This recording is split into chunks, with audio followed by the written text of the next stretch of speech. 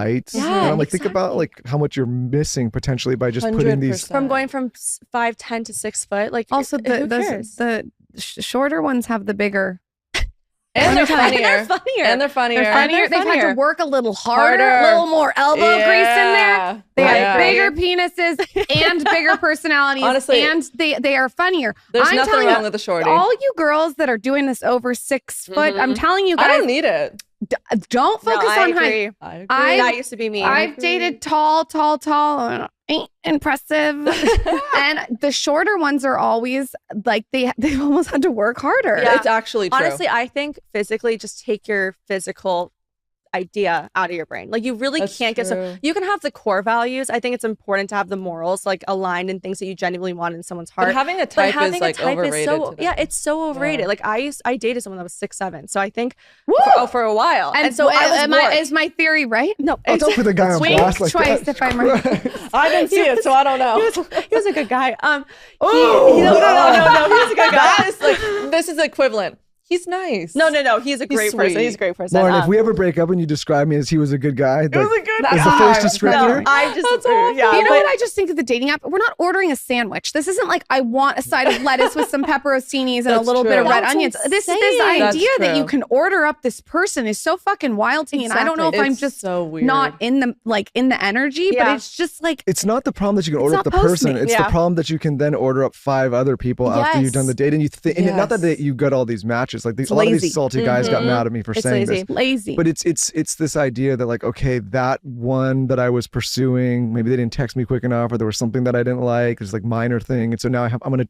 jump to the next. It's just it's this constant thought that like something is better out there. Yeah, and I think actually I do struggle with that a lot. I have this idea that things have to be perfect, and the sign of boo, I'm out if they mess up a little bit. And I've had this problem where I'm almost like fight or flight, I fly.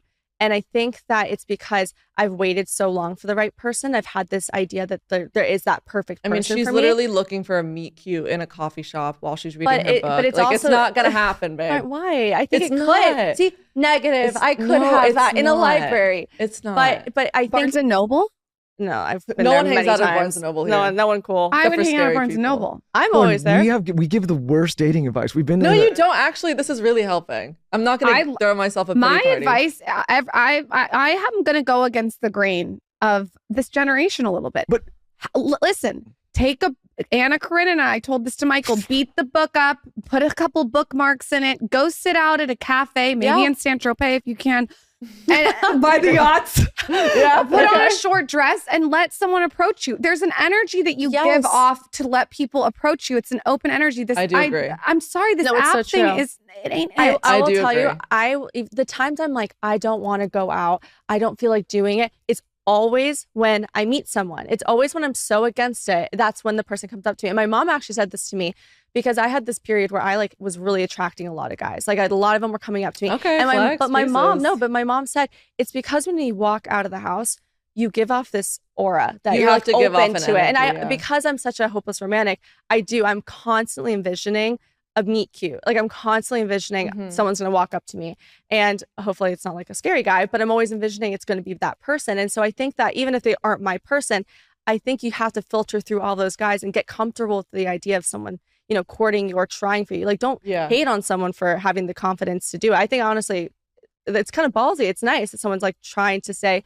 hey, you're beautiful. Let me, take you out. The hot 6'5" dude is going to be the most boring guy you'll ever waste a dinner with. It's just not worth it. The tall guys are getting nailed this episode. But I think, listen, I'll take it. Yeah, but hold on. Tall guy.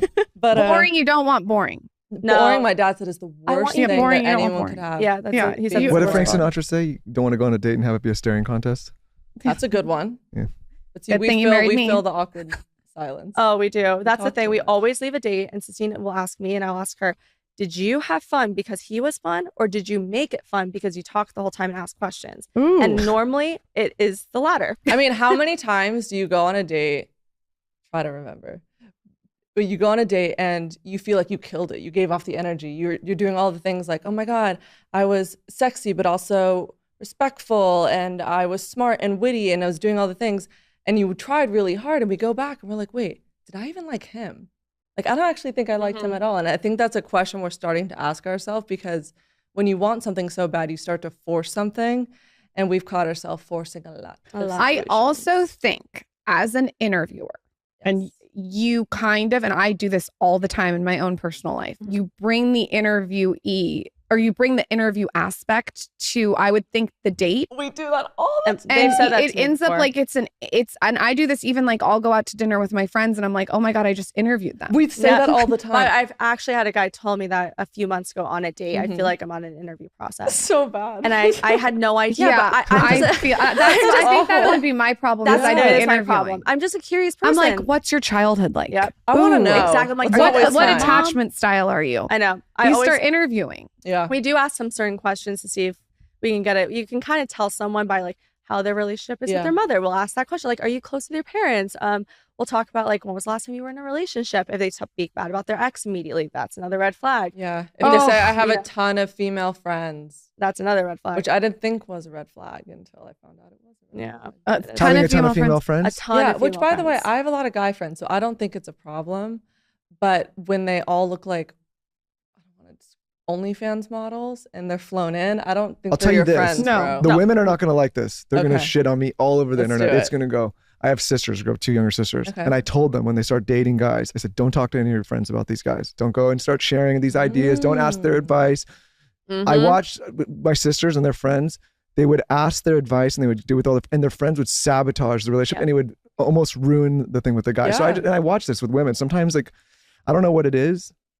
I don't think the greatest idea is listen, you could talk about certain things, but I think going to a large group of women to talk about your relationship, and I've said this on the show and I get shit all the time, is not a good idea. I actually could not agree more. And my mom says this all the time if we're starting to talk to a new guy and we're excited and we want to tell of our friends. She goes, keep it to yourself because, you don't want to say too much and then they're going to ask questions. And especially if you're dating someone and all you do to your friends is tell them the bad things that this guy did, then they're going to hate him. And then the whole time it's going to be trying to make them like him again. We talk about this all the time. So you don't need to go. Yeah, so we'll talk to each other about it. Even then, there's sometimes like, I'll talk too much about a guy.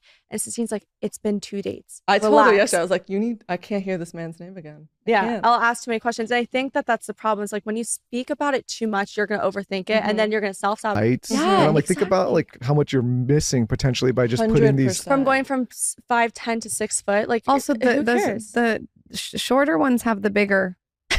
And they're funnier.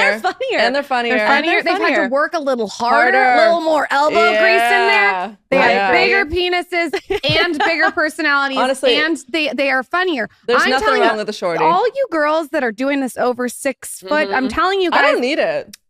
Don't focus on height. I agree. That used to be me. I've dated tall. Ain't impressive.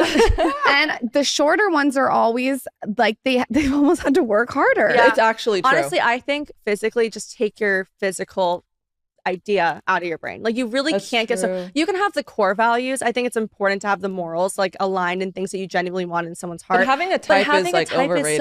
It's so overrated. Like I dated someone that was 6'7", so I think